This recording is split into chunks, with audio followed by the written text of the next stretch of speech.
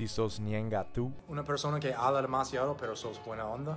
Está bien. Pero si sos ñenga tú Pero ahí a la vez. Chao. Deja de hablar, por favor. No necesitamos nada de tu mala onda acá. Shekwerai. Estoy más que harto con ustedes los haters en Facebook. Yo soy Permiso y los perros me odian.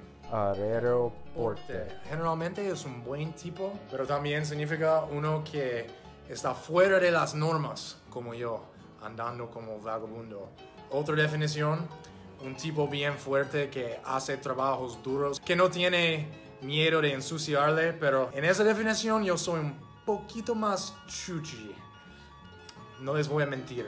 Lorito. Oga, hombre de la casa. Un tipo que no sale de su jaula. Todos los que me siguen ya saben eso de mí. Es una cosa de tener una novia autoritaria.